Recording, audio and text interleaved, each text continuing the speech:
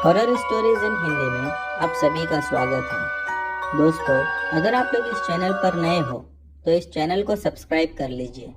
जाकर हमारी दूसरी कहानियाँ ज़रूर देखें और सुनें। आप लोगों को बहुत मज़ा आएगा।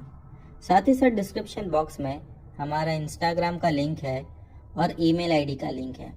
दोस्तों, अगर आप लोग हमें अपनी कहानियाँ भेजना चाहते हैं तो उस लिंक पर क्लिक करके हमें अपनी कहानियाँ भेज सकते हो, या फिर डिस्क्रिप्शन बॉक्स में हमारा व्हाट्सएप का भी नंबर है। आप लोग हमें अपनी कहानियाँ व्हाट्सएप पर भी भेज सकते हो। चलिए अब बढ़ते हैं हमारी कहानियों की ओर।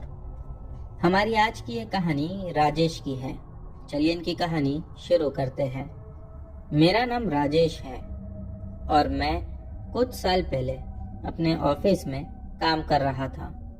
उस समय बारिश का मौसम भी था, तो मैंने अपना काम शाम के 8 बजे तक खत्म कर लिया और मैं अपने घर के लिए निकल ही रहा था कि तभी जोरदार तूफानी बारिश शुरू हो गई।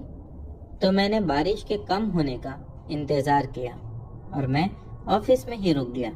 मुझे ऑफिस में रुककर अभी कुछ ही समय हुआ था कि तभी ऑफिस की बिजली चली गई और मेरा फोन भी स्विच ऑफ हो गया और ऑफिस से मेरा घर 1 घंटे की दूरी पर था।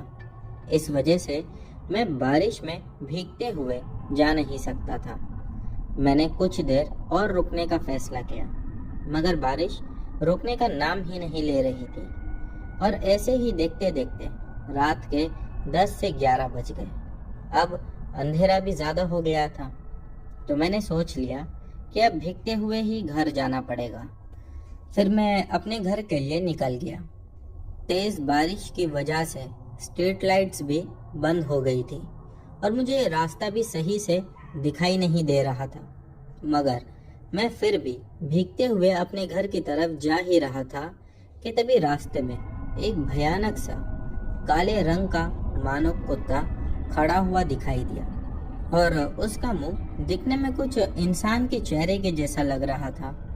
मैं उस कुत्ते को देखकर अपनी बाइक की स्पीड और बढ़ा दिया। कुछ दूरी पर आने के बाद मेरी बाइक अपने आप बंद हो गई। मैं बहुत कोशिश किया बाइक को शुरू करने की, लेकिन बाइक स्टार्ट होने का नाम ही नहीं ले रही थी। अब मैं बारिश में पूरी तरह से भीग चुका था और मुझे ठंड लग रही थी। तभी मुझे वही इंसान के मुंह वाला कुत्ता दिखाई दिया जो मुझे देखे ही जा रहा था। उस कुत्ते को देखकर मुझे डर लगने लगा था और मैं डरते हुए एक साइड में आकर बैठ गया। फिर मन में यही सोच रहा था कि आज घर पहुंच पाऊंगा या नहीं, कि तभी मुझे ऐसा लगा कि किसी ने मेरे सर पे हाथ रखा। मैं एकदम से हड़बड़ाते हुए जोर से चिल्लाते हुए कहा, कौन है? कौन है जिसने मेरे सर पे हाथ रखा? मगर मुझे वहां कोई नहीं दिखाई दिया और अब मुझे अच्छा महसूस बिल्कुल नहीं हो रहा था। तभी मुझे उसी कुत्ते की, या पता नहीं उसके आसपास कोई दूसरे कुत्ते होंगे, उनकी भौंकने की आवाज़ सुनाई दी। वो आवाज़ इतनी पास से आई मानो जैसे कोई कुत्ता बिल्कुल मेरे बाजू में ही है। मैंने अपने आसपास देखा, मगर मुझे कोई कुत्ता दिखाई नहीं दिया। फिर मुझे ख्याल आया कि कहीं ये वही इंसान के मुंह वाला कुत्ता तो नहीं। मैंने इतना सोचा ही था कि अचानक मेरे सामने वो कुत्ता आ गया और इस बार वो इंसान के मुंह वाला कुत्ता मानो एकदम से अपना रूप बदल चुका था। उसने एक चुड़ैल का रूप ले लिया था और उस चुड़ैल ने मेरी तरफ गुस्से से देखा। यही नहीं, चुड़ैल के कपड़े पूरे खून में लथपथ थे। फिर उस चुड़ैल को देखकर मैं घबराकर अपनी बाइक से लपका और बाइक को स्टार्ट करने लगा। मानो इस बार भगवान की कृपा मुझ पर हो गई कि मेरी बाइक स्टार्ट हो गई और मैं अपने घर की तरफ आगे तेज गति से बढ़ने लगा। मैं बहुत ज़्यादा डर गया था उस चुड़ैल को देख के। अभी कुछ दूरी पर ही मैं गया था कि तभी वो चुड़ैल मेरी बाइक के सामने आ गई और उस चुड़ैल को देखकर मेरा बाइक से बैलेंस बिगड़ गया। फिर मैं बाइक से गिर गया। मैं जैसे तैसे दोबारा खड़े हुआ कि तभी वो चुड़ैल ने अपना आधा शरीर कुत्ते के रूप में बदल दिया और मुझ पर हमला कर दिया। मेरे पैर पे अपने तेजदार दांतों से काट लिया। उस चुड़ैल के काटते ही मैं वहां पर गिरकर बेहोश हो गया और जब मुझे होश आया तब मैंने खुद को हॉस्पिटल में पाया। फिर जब मेरी नजरें मेरे पैरों पर पड़ी तो मैंने देखा कि मेरे पैरों पर बैंडेज लगी हुई थी, यानी कि पट्टी बंधी हुई थी। फिर मैंने उस हॉस्पिटल में पूछा तो पूछने पर मुझे पता चला कि 2 आदमी मुझे इस हॉस्पिटल में लाकर एडमिट करा दिए थे और वो दोनों का भी कोई अता पता नहीं था। हो सकता है वहां से गुजरने वाले कोई यात्री होंगे। लेकिन उसके बाद मैं काफी ज्यादा परेशान रहा कि जो मैंने देखा वो क्या था। मैं भी ये सोच ही रहा था कि एक आदमी मेरे ही बाजू में लेटा हुआ था और फिर मैंने उससे बात शुरू की। उसके बाद मैंने उसको अपने साथ घटी हुई सारी घटना बताई। उसने कहा कि उस रास्ते पर एक चुड़ैल रहती है। मैंने उससे कहा कि चुड़ैल? वो कहने लगा कि हाँ, लोग ऐसा कहते हैं कि वहां पर एक चुड़ैल रहती है और उसका आधा शरीर कुत्ते का है। मैंने कहा ये कैसे हुआ?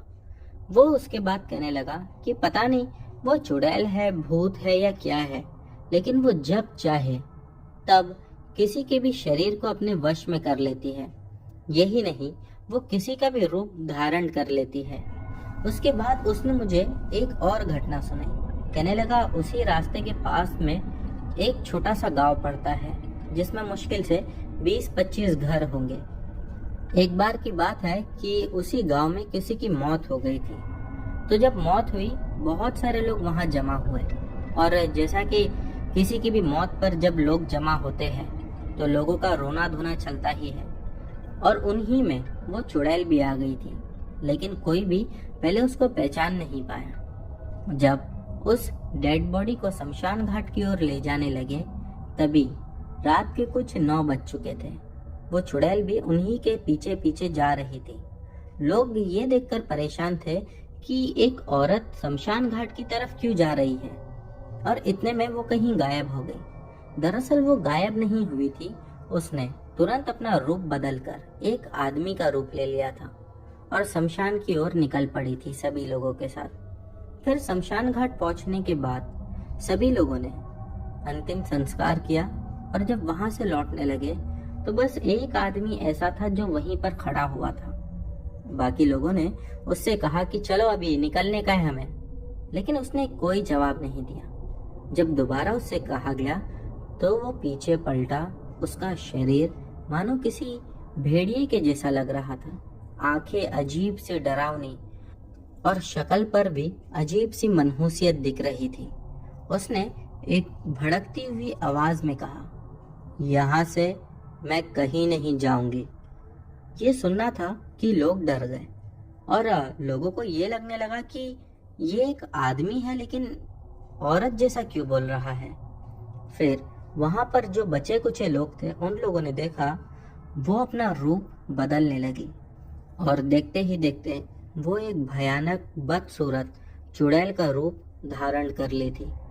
उसके बाद लोग ये देखकर वहां से डर के भागने लगे, लेकिन उनमें से एक आदमी ने वहां पर यानी कि उसी शमशान घाट से थोड़ी सी दूरी पर रुक कर देखा कि वो औरत जहां चीता जल रही थी उसी के बाजू में पता नहीं जमीन में क्यों खड्डा खोद रही थी।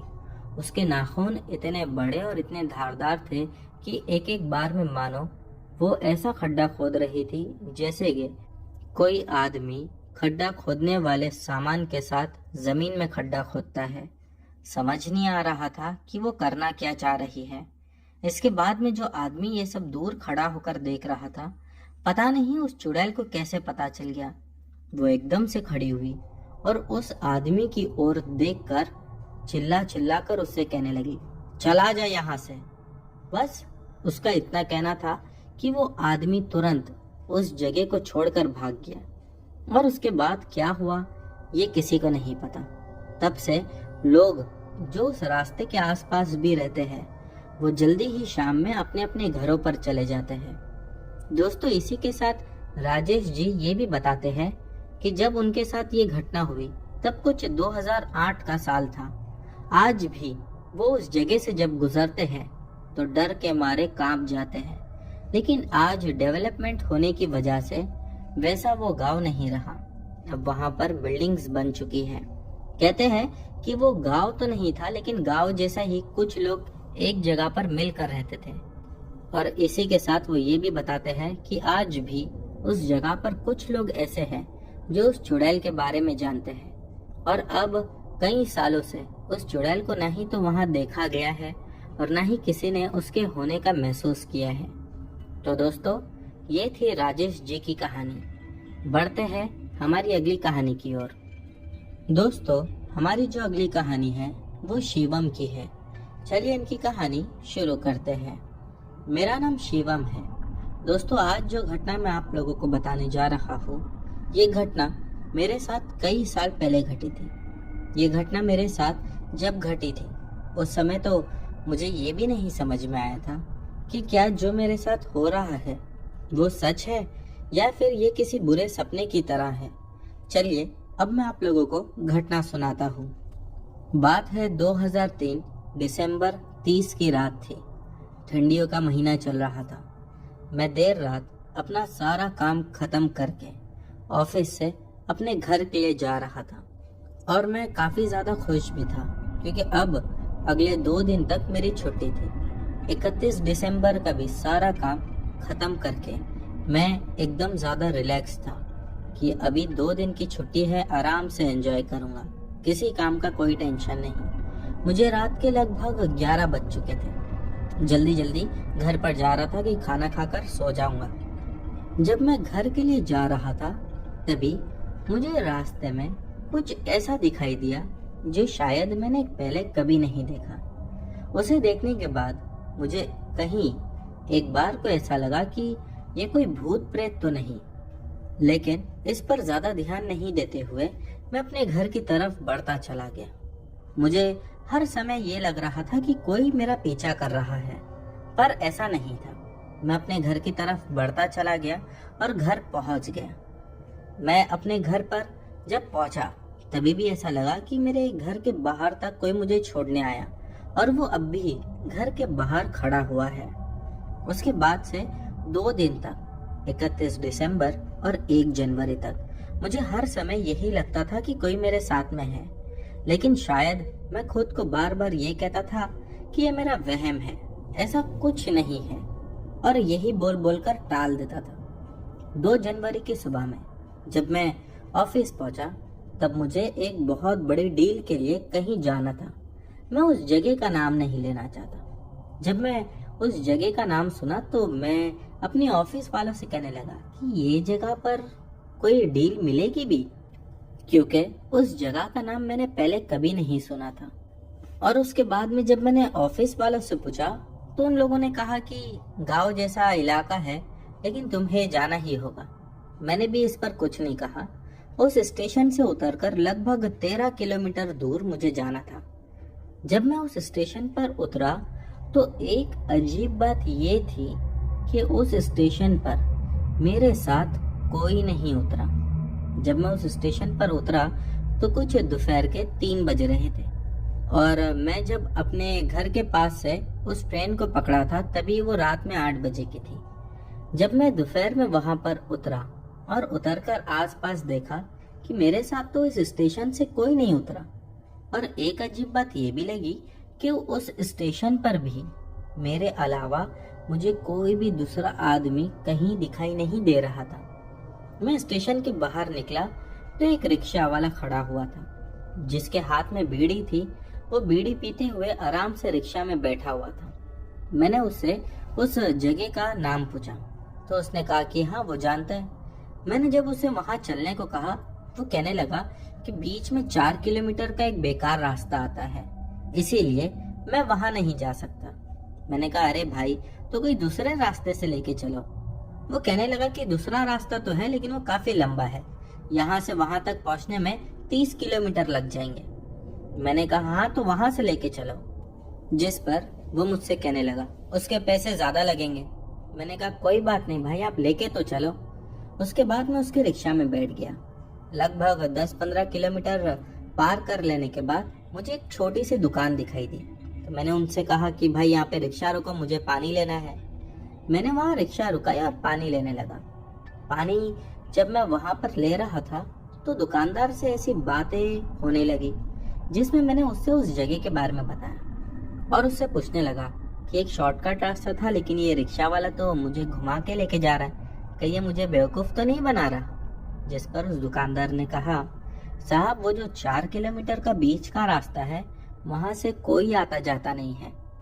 रात में तो क्या, दिन में भी लोग वहाँ से आने जाने को बिल्कुल अवॉइड करते हैं। मैंने उससे पूछा, ऐसा क्यों, रास्ता इतना ज्यादा खराब है? वो कहने लगा, खराब तो छोड़ो साहब, जो भी वहाँ से आता जाता है किसी न किसी दिक्कत में फंस ही जाता है, कईयों की तो मौत तक हो गई है। उसका इतना कहना था कि जो पानी की बोतल मैंने मुंह को लगाया हुआ था और पानी पी रहा था, मानो वो पानी का घूंट मेरे मुंह में ही फंस कर रह गया। वो अब मेरे गले से नीचे ही नहीं उतर रहा था। मुझे एक अजीब सा डर लगने लगा। मैंने कहा, वहाँ चोर डाकू गुंडे हैं? वो कहने लगा, नहीं ऐसा तो कुछ नहीं है, लेकिन वहाँ पर वो शक्तियाँ हैं जिनको ना तो हम देख सकते हैं और ना ही उनका कुछ बिगाड़ सकते हैं। दोस्तों, एक बात अभी भी मैं आप लोगों को बता दूं, इस बार भी मुझे यही लग रहा था कि मेरे साथ में कोई है, लेकिन मैं उसे देख नहीं पा रहा, मैं उसे महसूस तो कर पा रहा था। मैंने इस पर उससे कुछ नहीं कहा, रिक्शा में जाकर चुपचाप बैठ गया। जिस आदमी के घर पर मुझे जाना था, रिक्शा वाले ने ठीक उसी आदमी के घर पर मुझे ले जाकर छोड़ दिया। मैंने उसे पैसे वगैरह दे दिए। फिर जब मैं उस आदमी के घर पर पहुंचा तो वहां तो वैसे भी कोई होटल वगैरह नहीं थी जहां पर मैं रुक सकूं। उन लोगों ने कहा कि आप आए हो, अभी कुछ देर आराम कर लो, हम बात शाम में करेंगे, कल यहाँ से आप चले जाना। मैंने भी कहा ठीक है। मैं आराम करने के लिए जिस कमरे में गया, उन लोगों ने मुझे कमरा दिया था। वो कमरा काफी ज्यादा डरावना लग रहा था, मानो ऐसा लग रहा था कि वो कमरा सालों से बंद है और वो कमरा सिर्फ आज मेरे लिए ही खुला हो। मैं फिर भी कुछ नहीं कहा और चुपचाप जाकर कमरे में जो बेड रखा हुआ था उस पर लेट गया। मैं जैसे ही लेटा तो मुझे ऐसा महसूस हुआ कि किसी ने मेरे हाथ पर अपना हाथ रख दिया है। मैंने एक झटके से अपना हाथ पीछे खींचा और देखने लगा, लेकिन मुझे तो वैसे ही कोई दिखने वाला नहीं था। मैं समझ गया कि हो सकता है ये अब भी मेरा वहम है, लेकिन अपने मन को मैं कब तक यही बात समझा था या फिर अपने मन को बेवकूफ बनाता रहता। कुछ समय के बाद मैं जब वहां से उठा, लगभग 1 या 2 घंटे के बाद, और उठकर बाहर आया, तब गांव में भीड़ जमा हुई थी। पता नहीं, लोग बहुत ज्यादा किसी टॉपिक के ऊपर गंभीरता से बात कर रहे थे। मैं नजदीक जाकर सुनने की कोशिश करने लगा, लेकिन समझ नहीं आया। बट हाँ, एक बात तो पक्की थी, वो लोग जो भी बात कर रहे थे वो उसी 4 किलोमीटर वाले कच्चे रास्ते या खराब रास्ते के बारे में बात कर रहे थे। उस समय मैंने किसी से कुछ नहीं कहा, लेकिन जब हम शाम में सभी लोग आपस में बैठे मीटिंग करने के लिए, तभी बात शुरू करने से पहले मैंने उस 4 किलोमीटर वाले रास्ते के बारे में पूछा, जिस पर उनमें से एक आदमी ने कहा कि अरे उस रास्ते से तुमको क्या लेना देना, कल तो तुम वैसे ही चले जाओगे, वो समस्या हम गांव वालों की है, वो हम ही लोग सुलझा देंगे। मैंने कहा, अरे नहीं, बताओ तो सही। वो लोग मुझे बता नहीं रहे थे। उनमें से एक आदमी बैठा हुआ था, वो बहुत ही ज्यादा ज्ञानी आदमी था। वो मुझे देखकर पता नहीं कैसे समझ गया और मुझसे पूछने लगा कि तुम पिछले 2-3 दिन से बहुत परेशान हो। मैंने कहा, परेशान तो नहीं हो। वो कहने लगा, तुम्हें ऐसा लगता है ना कि कोई तुम्हारे पास में है या तुम्हारे कोई साथ साथ घूम रहा है। उसका इतना कहना था कि मेरी आंखें बड़ी होने लगी और मैंने बिना एक भी मिनट की देरी किए तुरंत कहा कि हाँ, आपने बिल्कुल सही कहा, आपको कैसे पता? वो कहने लगा कि बस मैं देखकर आदमी को समझ जाता हूँ। मैं तुरंत अपनी कुर्सी से उठा और उसके पास में जाकर बैठ गया। फिर मैंने उनसे कहा कि आप कोई इसका समाधान बता सकते हो कि मेरे साथ ऐसा क्यों हो रहा है? मैं तो पिछले 2-4 दिनों से अपने मन को यही समझा रहा हूँ कि ये बस मेरा वहम है। वो मुझे देखा, मुस्कुराया और कहने लगा, ये तुम्हारा वहम नहीं है, ये हकीकत है। मैंने कहा, तो ये क्या चीज़ है? वो फिर मुझसे कहने लगे कि ये एक आत्मा है जो तुम्हारे साथ जुड़ चुकी है। इतना सुनना था कि मानो मेरे तो शरीर का खून जम गया। मैं कहने लगा, आत्मा, और वो भी मेरे साथ जुड़ गई, लेकिन मैंने उसका क्या बिगाड़ा है? वो कहने लगे, वो तो उससे ही पूछना पड़ेगा। दोस्तों, जिस मीटिंग के लिए या जिस डील के लिए मैं गया था, वो सारी बातें तो अब मानो एकदम से वहां से खत्म हो चुकी थी। मैं उनसे कहने लगा हाथ जोड़कर कि कैसे भी इससे मेरा पीछा छुड़ा दो। उन्होंने तुरंत ही घर में मुझे बुलाया और घर ले जाकर कुछ पूजा वगैरह का सामान इकट्ठा किया और उसके बाद एक बड़ा सा नारियल लेके मेरे सामने जमीन पर जोर से मारा, जिसके बाद जब नारियल फूटा तो अंदर से काला पानी और जो खोपरा था, यानी कि नारियल के अंदर का सारा भाग एकदम काला दिखा। मैंने उनसे कहा ये क्या है, जिस पर उन्होंने कहा कि ये इस बात की गारंटी है कि तुम्हारे पीछे आत्मा है। नारियल वैसे सफेद रंग का अंदर से होता है, लेकिन ये इतना ज्यादा काला पानी और ये काला नारियल का होना, इसका मतलब ये है कि कोई अशांत आत्मा तुम्हारे साथ जुड़ चुकी है। मैंने कहा हाँ ठीक है, वो जो कुछ भी है, लेकिन आप मेरा कैसे भी इससे पीछा छुड़ा दो। जिस पर वो मुझसे कहने लगे कि सब्र करो, सब होगा। उसके बाद मैं उन्हीं के घर पर बैठा रहा। उन्होंने कुछ पूजा वगैरह की वहां पर, और फिर मैंने एक अजीब सी आवाज सुनी। वो आवाज मेरे आसपास से आ रही थी, कभी दाएं ओर से आती तो कभी बाएं ओर से आती। ऐसा लगता कि कभी वो बुरी शक्ति मेरी दाएं ओर रहती, कभी बाएं ओर। वो आवाज कुछ कह रही थी, लेकिन वो मैं नहीं समझ पाया। और जो आदमी मेरे सामने बैठे हुए थे, जो कि बहुत ज्यादा ज्ञानी थे, वो उसे अपनी भाषा में कह रहे थे कि इसे छोड़ दे, इसने तेरा कुछ नहीं बिगाड़ा है। वो आत्मा लगभग 5 या 10 मिनट शायद उनसे कुछ बात करी होगी, और उसके बाद वो वहां से उठे, मेरे सर पर हाथ रखा, कहने लगे अब सब कुछ बिल्कुल ठीक हो गया है। मैंने कहा लेकिन वो आत्मा मेरे पीछे पड़ी क्यों थी? उन्होंने मुस्कुराया, कहने लगे कि वो सब जानना जरूरी नहीं, तुम जिस काम के लिए आए थे वही काम करो और चले जाओ। मैं भी बस मन में खुश था कि चलो आत्मा से पीछा तो छूटा। उसके बाद हमें जो मीटिंग करने की थी वो हम लोगों ने अगले दिन सुबह के लिए रख दी थी। फिर रात में तो मैं सो गया। सुबह मीटिंग वगैरह करने के बाद सोचने लगा ट्रेन तो शाम की है, 8:30 बजे की, तब तक क्या करूँगा। गांव में कुछ लोगों से जान पहचान हो गई थी तो उनके साथ घूमने चले गया। किसी ने नदी घुमाया, किसी ने जंगल घुमाया। ऐसे ही घूमते घूमते समय बहुत ज्यादा निकल गया और मुझे पता ही नहीं चला कि कब शाम के 7 बज गए। जब 7 बजे तो मैं जल्दी जल्दी करने लगा कि पैकिंग करके मुझे जाना है। पैकिंग तो मैंने जल्दी कर लिया था, लेकिन अब मैं एक बात ये भी जानता था कि अगर मैं वो 30 किलोमीटर वाले रास्ते से होकर जाऊंगा तो वो ठीक नहीं रहेगा मेरे लिए, क्योंकि हो सकता है मैं लेट पहुंचूं और ट्रेन निकल जाए। तो मैंने जो रिक्शा पकड़ी उससे कहने लगा कि भाई यहीं से चलो शॉर्टकट, तुम एक्स्ट्रा पैसे ले लेना। पहले तो वो नहीं मान रहा था, लेकिन जहां उसे ज्यादा पैसे की लालच दी वो मान गया और मुझसे कहने लगा कि साहब किसी को नहीं बोलना, मैं तुमको इस रास्ते से लेकर जा रहा हूँ। मैंने कहा ठीक है।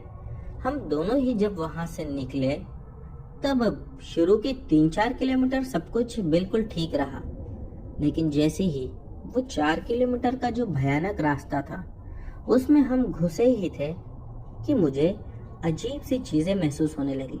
मानो रिक्शा में बैठे बैठे ही मुझे मेरा शरीर भारी सा लगने लगा।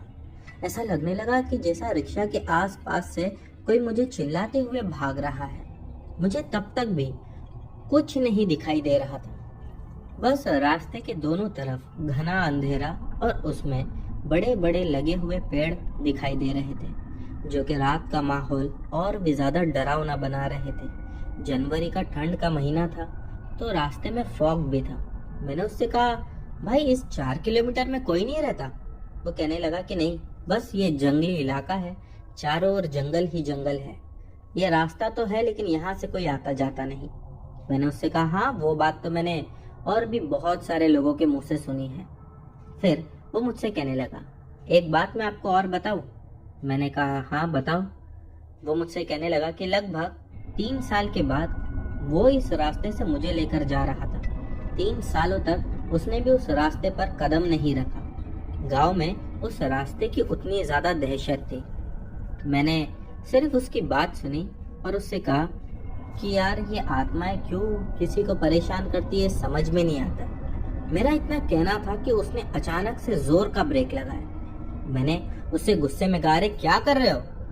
वो मुझसे कहने लगा, मैंने कुछ नहीं किया, अपने आप गाड़ी के तीनों चक्के जाम हो गए।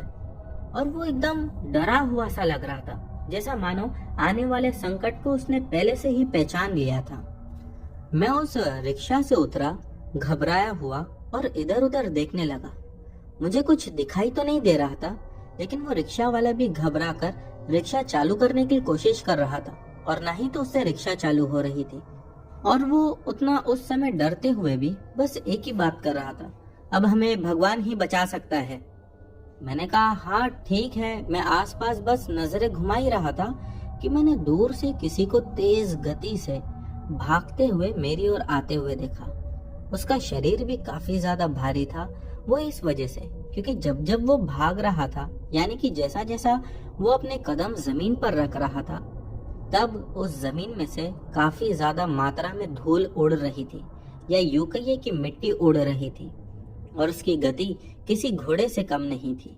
वो भागता हुआ हमारी ओर ही आ रहा था। उसके हाथ में भी कुछ था जो कि बराबर दिखाई नहीं दे रहा था। मैंने उस ऑटो ड्राइवर से कहा, वो क्या है सामने जो आ रहा है? उसने कहा, जल्दी रिक्शा में बैठ जाओ। मैं रिक्शा में तो बैठ गया, रिक्शा चालू भी नहीं हुई। वो आगे की सीट छोड़कर मेरे ही बाजू में पीछे की सीट पर मेरा हाथ पकड़कर बैठ गया। मेरे से ज्यादा तो वो घबराया हुआ था।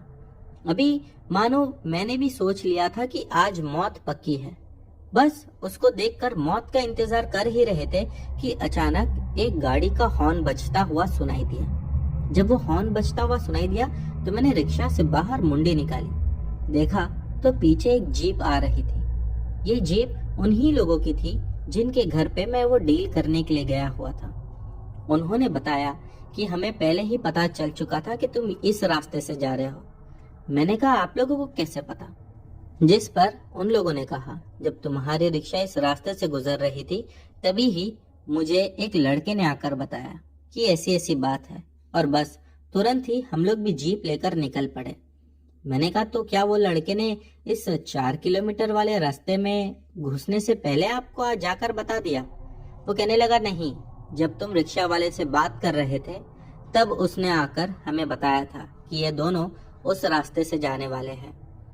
इसीलिए हम लोगों ने तुम्हारा पीछा किया ताकि तुम ठीक तरह से स्टेशन पहुंचे या नहीं ये देख सके। जब वो जीप वहां पर पहुंची तो जो सामने से भागते हुए हमें नजर आ रहा था वो एकदम से कहीं गायब हो गया। बस अब वहां पर बची थी तो उसके पैरों के नीचे की धूल, जो कि अब भी वहां हवा में उड़ती हुई नजर आ रही थी। उसके बाद उन लोगों ने जीप में मुझे और उस ड्राइवर को बिठाया। फिर वहां से यू टर्न मोड़कर लंबे रास्ते से मुझे स्टेशन छोड़ा। और नसीब इतने अच्छे थे कि उस दिन ट्रेन लेट थी। जैसे ही मैं स्टेशन पहुंचा, लगभग 8:45 बजे के आसपास, ट्रेन भी तभी ही आई हुई थी।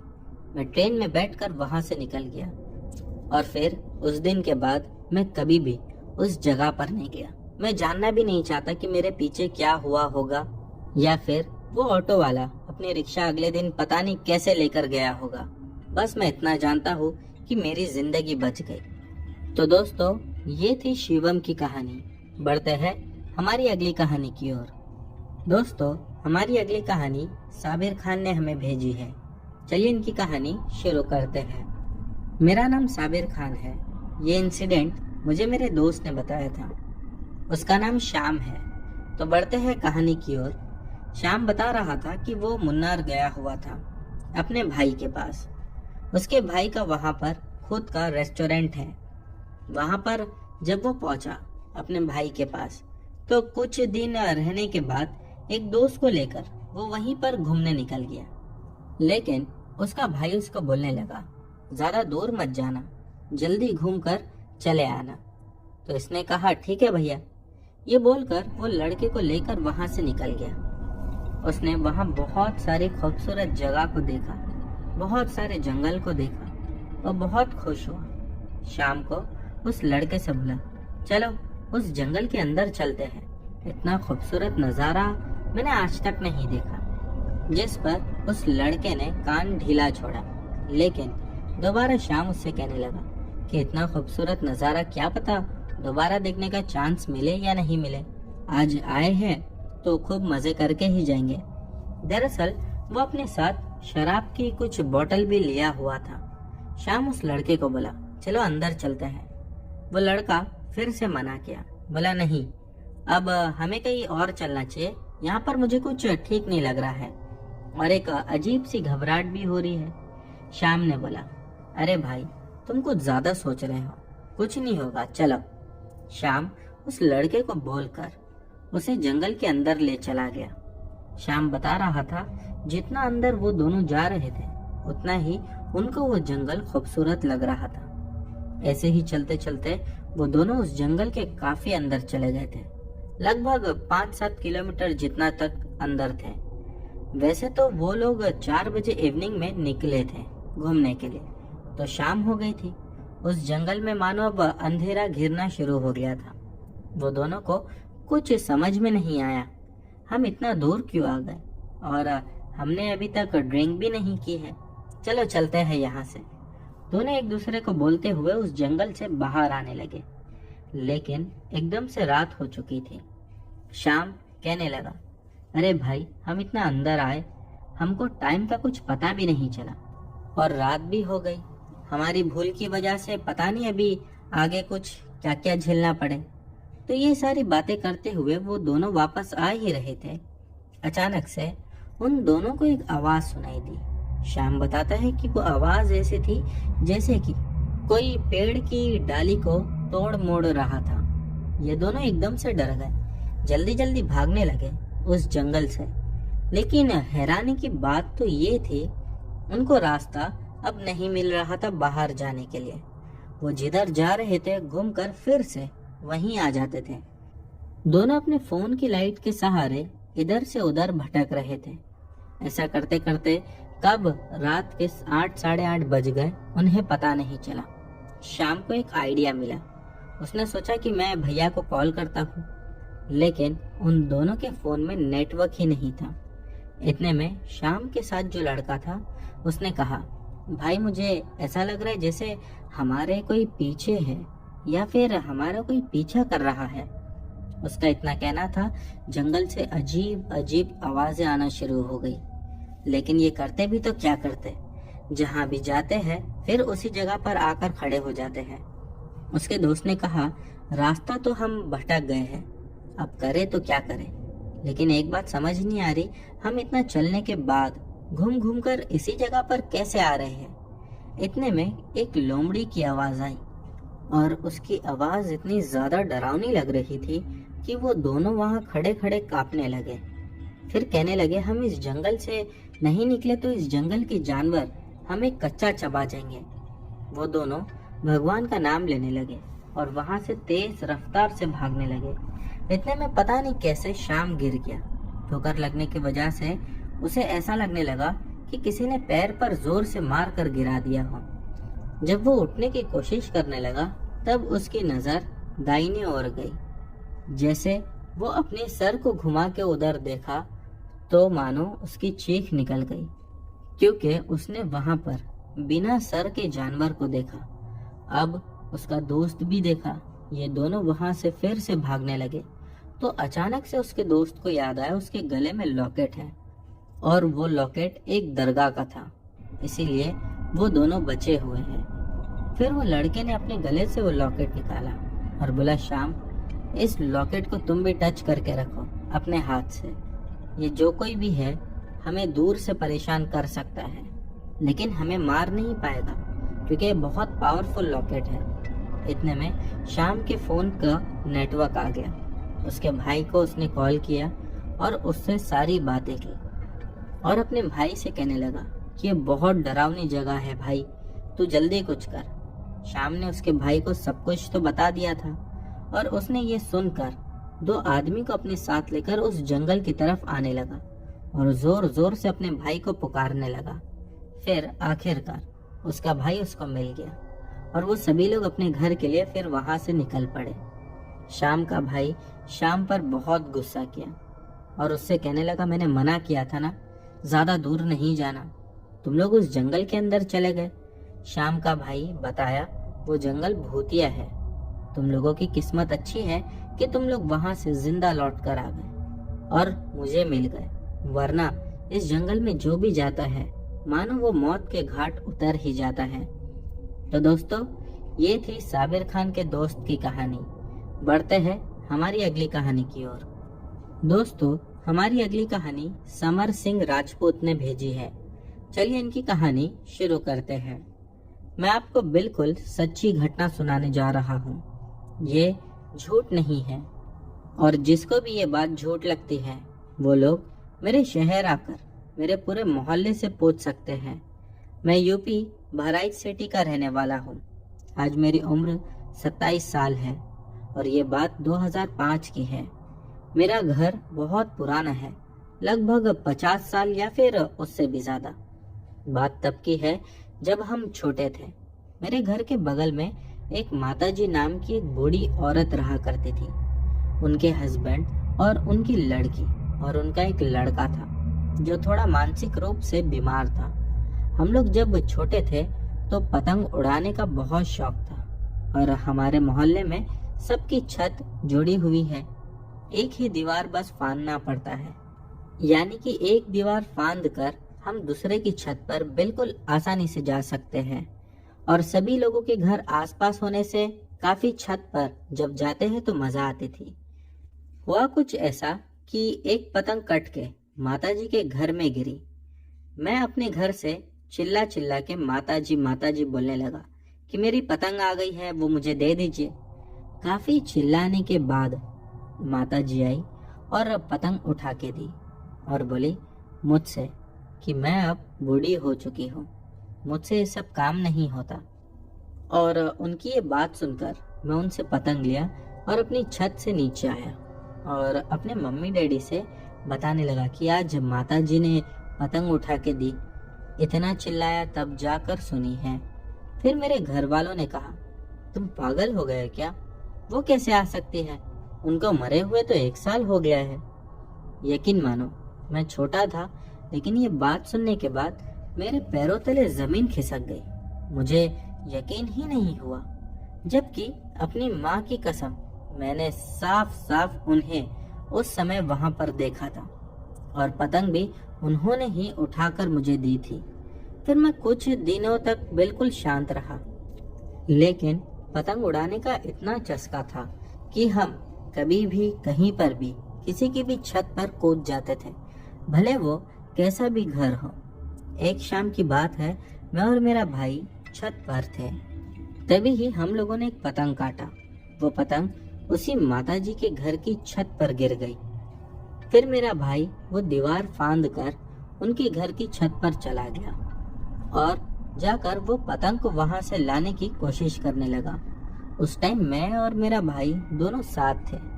इतने में ऐसा लगा कि छत जैसे डगर मगर होने लगी, यानी ऐसा लग रहा था कि छत हिल रही है और कभी ऐसा लगता कि छत ऊपर नीचे हो रही है। मानो समझ नहीं आ रहा था कि ये सब क्या हो रहा है। हम दोनों ही भाई पतंग छोड़ के वहां से भागे और घर में आके बताने लगे। हम लोगों को बहुत डांट पड़ी। उसके बाद जैसे उनके घर में मौत का सिलसिला ही स्टार्ट हो गया। पहले उनके हस्बैंड ऊपर छत पर पानी डालते हुए उनका पैर फिसल गया, जिसकी वजह से गिर के उनकी मौत हो गई। उसके बाद उनके लड़के को, जो कि पागल था, वो पता नहीं किस वजह से फांसी लगाकर मर गया। और फिर उनकी लड़की, जिसकी शादी हो चुकी थी, वो एक दिन कहीं जा रही थी स्कूटी से और बहुत ही ज्यादा दर्दनाक एक्सीडेंट में उसकी मौत हो गई। यही नहीं, उसके बाद उनके दामाद के साथ तो बहुत अजीब सी घटना हुई। उनका दामाद अपने दोस्तों के साथ पूर्णागिरी गया था। वहाँ की नदी पर दोस्त के साथ मजाक कर रहा था कि ये नदी में जो रेत है इसे खोद कर देखो, यही मेरी कब्र है। बस हंसी मजाक मानो उसका जो करना था वो सच में बदल गया। उसी नदी में वो डूब के मर गया। वो एक ही घर में 5 मौतें हुई। आज भी वो घर बंद है। पिछले 20 साल से ना कोई वहां आया है ना ही कोई वहां गया है, जबकि वो घर की लोकेशन ऐसी है कि बेचा जाए तो आज भी उसकी कीमत करोड़ों रुपए में है। फिर भी वो खाली पड़ा हुआ है। मेरा घर उनके ही बगल में है। एक दिन मेरे घर में भी कुछ ऐसा ही हुआ। मेरी एज तभी 12 या 15 साल की होगी। मैंने देखा कि एक औरत जो मेरे घर के एंट्रेंस से एंटर हुई और आंगन से होते हुए छत पर जाने लगी, यानी कि छत की सीढ़ियां चढ़ने लगी। मैं भी उस टाइम गर्मियों की वजह से जाग रहा था। मैं उसके पीछे पीछे चढ़ने लगा। मैं उससे 3 या 4 बार पूछने लगा कि आप कौन हो, लेकिन उसने कोई जवाब नहीं दिया। मैं भी बस उसके पीछे ही जा रहा था। जैसा जैसा वो ऊपर चढ़ रही थी, मैं भी वैसा वैसा ऊपर जा रहा था। फिर कुछ ही पल बाद मैंने देखा कि वो एकदम से सीढ़ियां चढ़ने का छोड़कर हवा में उड़ती हुई ऊपर जा रही है। ये देखना था कि मैं वहीं बेहोश होकर गिर पड़ा और सीढ़ियों से गिरने की वजह से मेरा सर तक फट गया था। सर पर टाके लगे, जिसकी वजह से कई समय तक मुझे होश नहीं आया। मेरी मम्मी पापा मुझे लेकर गए सारी दुआ, तावीज, मंदिर, सब जगह पर। उसके बाद में तब जाकर मुझे कहीं होश आया। फिर मैंने सबको बताया कि मेरे साथ उस दिन क्या हुआ था। उसके बाद सभी लोगों ने मुझे ही डांट लगाई।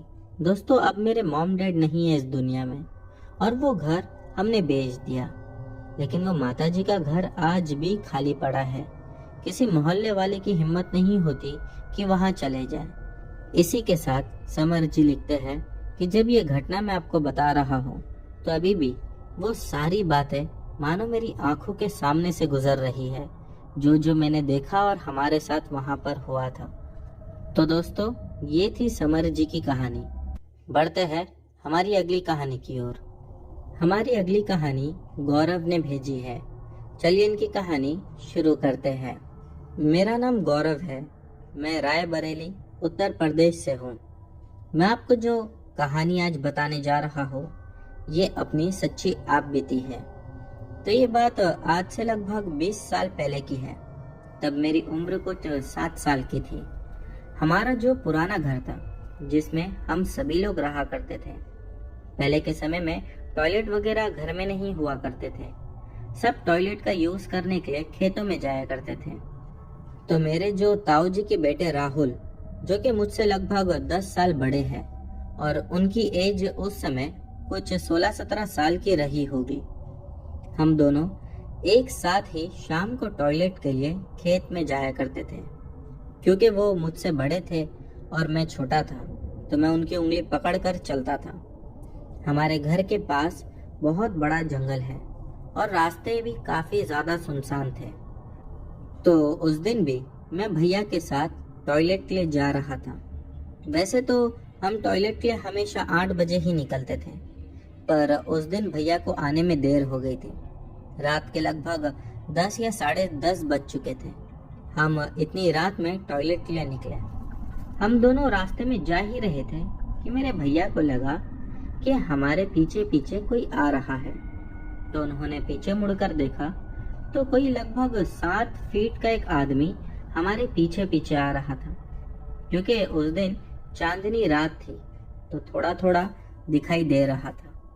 भैया को लगा कि शायद वो हमारे गांव का ही कोई व्यक्ति होगा, और फिर अगले ही पल उनको ऐसा लगा कि हो सकता है ये रामबान है, क्योंकि उनका भी कद इतना ही लंबा था। मेरे भैया ने उनसे पूछा कि आप रामबान चाचा हो, आज लेट हो गए क्या आप भी जाने में? तो उस परछाई ने कोई जवाब नहीं दिया। भैया को लगा शायद किसी बात को लेके परेशान होंगे, इसीलिए वो जवाब नहीं दे रहे हैं। भैया और मैं चुपचाप चलते गए और वो परछाई लगातार हमारा पीछा ही कर रही थी। फिर जब हम खेतों में जाकर बैठे तो वो भी हमसे लगभग 50 फीट दूर बैठ गए। भैया ने 1-2 बार और उससे बात करने की कोशिश करी, लेकिन उन्होंने कोई जवाब नहीं दिया। फिर हम टॉयलेट करने के बाद वहां से उठे और जाने लगे तो वो परछाई दोबारा से हमारा पीछा करने लगी और हमारे पीछे पीछे ही आने लगी। तब भैया को बहुत गुस्सा आया और भैया ने बिल्कुल गुस्से में बोला, रामबन चाचा, आपको दिक्कत क्या है? कुछ बोल भी नहीं रहे हो और चुपचाप पीछे पीछे आ रहे हो। क्या हमारा पीछा कर रहे हो क्या? भैया का इतना बोलना था कि वो परछाई एकदम से भैया और मेरे सामने आ गई। उस टाइम हमने उसका फेस साफ साफ देखा। उसका फेस बिल्कुल काला और जगह जगह से खून निकल रहा था और आंखें बिल्कुल लाल थी। डर से हम दोनों ही थर थर कांपने लगे और आंखें जैसे ही उसके चेहरे से हटाई तो नजर उसके पैरों पर पड़ी। वो जमीन से लगभग 1 फीट मानो हवा में तैर रहा था। भैया ने तुरंत हनुमान चालीसा बोलनी शुरू कर दी और हम सर पर पैर रख कर भागे और वो परछाई हमारे पीछे पीछे हवा में तैरती हुई हमारा पीछा करते हुए आ रही थी। हमारे गांव के घर में एक पूजा घर भी था, जो कि अगर पीछे के दरवाजे से जाए तो सबसे पहले वही आता था। हम दोनों सबसे पहले उसी रूम में चले गए और जोर जोर से रो रहे थे। भैया ने उस रूम में से एक खिड़की से बाहर देखा तो वो परछाई वहीं बाहर खड़ी हुई थी और बिल्कुल एक जानवर की तरह गुर्रा रही थी। उसकी लाल लाल आंखें मानो ऐसा लग रहा था कि हमें कच्चा चबाकर खा जाना हो उसे। तो डरते डरते भैया ने घर में सबको आवाज लगाई। सभी लोग भागते हुए आए। मैंने और भैया ने सारी बात घर में बताई। हमारी दादी ने तुरंत ही गंगा जल हमारे सर पर डाला और जब सबने खिड़की से बाहर देखा तो मानो वो परछाई या आत्मा गायब हो गई थी। हमें उस दिन फिर घर में बहुत डांट पड़ी कि इतनी लेट नहीं जाया करते हैं। अगले दिन हमें लोगों से पता चला कि वो एक पिशाच था और लोगों ने अक्सर उसे ऐसे ही देखा है। इसीलिए गांव के लोग खेत में जाने का जो समय होता है वो बिल्कुल टाइम पर ही काम कर लेते हैं। उस दिन के बाद से हम भी जल्दी से खेत जाते थे और काम निपटा कर आ जाते थे। आज भी ये बात याद करता हूँ, उस पिशाच का चेहरा याद करता हूँ तो मुझे डरा देता है। तो दोस्तों, ये थी हमारी आज की सभी कहानियाँ। उम्मीद करता हूँ कि आप लोगों को पसंद आई होगी। दोस्तों, इनमें से जो भी कहानी आप लोगों को अच्छी लगी हो उसके बारे में नीचे कमेंट सेक्शन में लिखना मत भूलना। और हाँ, चैनल पर नए हो तो बिना सब्सक्राइब किए मत जाना। मिलते हैं हमारी अगली वीडियो में।